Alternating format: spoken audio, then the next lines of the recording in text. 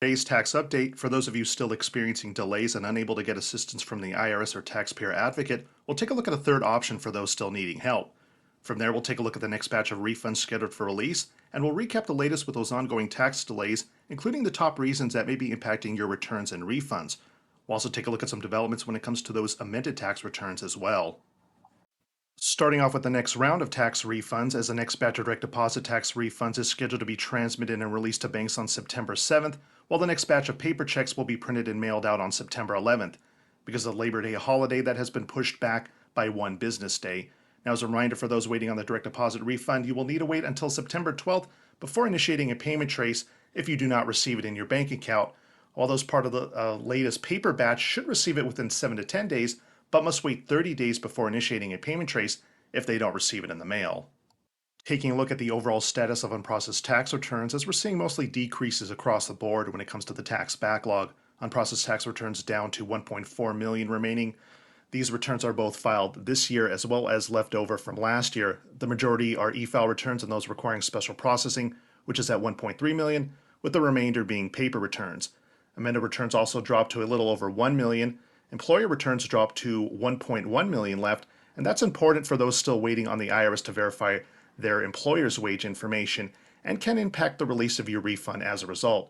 However, amended employer returns did see an increase from the last update and is now at a little over 550,000. The IRS has also currently processed ITIN applications received in the month of June. Now, for those amended return filers, we had been reporting that it was taking the IRS to adjust a return, usually 4 to 5 months after marking it as received, and that we were currently seeing those amended return filers who filed in the month of March and April currently in process.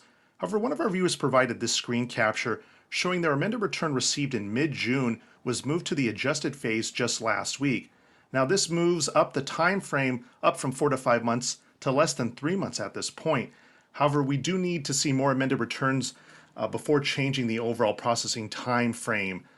Now, generally, after it goes into the adjusted status, it will take about 3 weeks before it moves into completed status, with a refund usually sent out 4 to 5 weeks after that. Now, while their processing an amended return received in June is good news, it also shows the IRS is in fact not processing these returns in the order in which they were received, and we still have viewers from March who are seeing no change in their status of the amended return.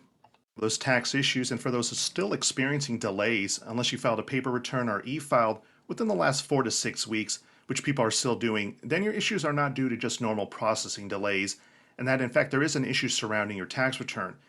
Now, the most easily identifiable issue is that your return is under review or audit, which can be found out by locating the 420 or 424 code on your tax transcripts, which usually be a result of claiming the earned income tax credit or child tax credit.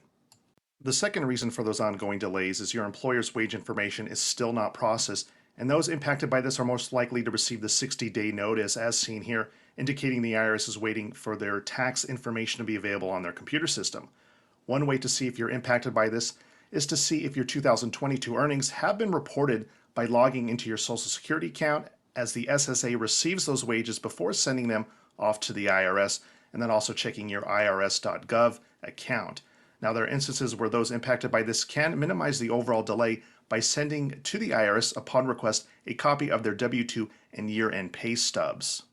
ID verification impacted millions last year as well as this year, and we still have viewers who are seeing their refund delays as a result of this who are not aware this is the cause of their delay, especially if they did not receive that ID verification notice from the IRS in the mail.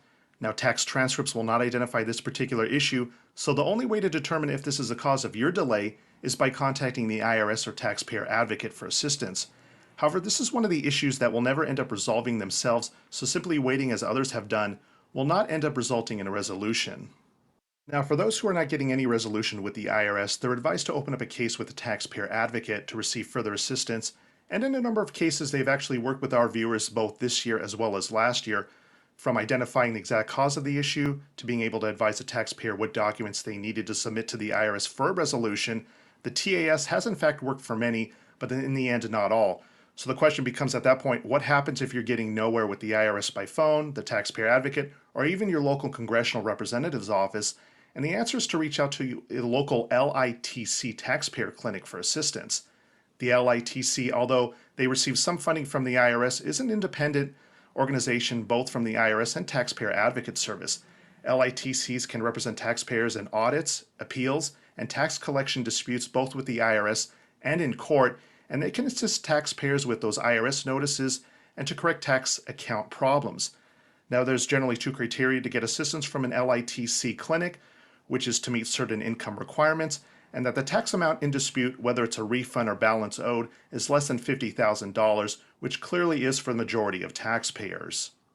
Ultimately, the question is, will working with the LITC on your tax issue actually work? And they've actually had some success. Last year, they represented and assisted over 160,000 taxpayers in securing almost $7 million in refunds and decreased or corrected 62 million in tax balances owed. So they do have a record in helping people, including some of our viewers in the past. So for those looking for help, reaching out to the LITC clinic is highly recommended, and we will include a link to their site, which will give you a list of local offices with contact information. There's at least one clinic located in 47 states plus the District of Columbia. California has the most clinics with 15, followed by New York with 11. Florida has 8. But again, for those looking for additional help with their issue or preparing for any possible issues next tax season, this is another option to consider. Let us know in the comments section below about your ongoing tax issue. In the meantime, we'll keep monitoring the situation for further developments, so make sure to click on the thumbs up and subscribe button below for future updates on this channel, and thanks for watching.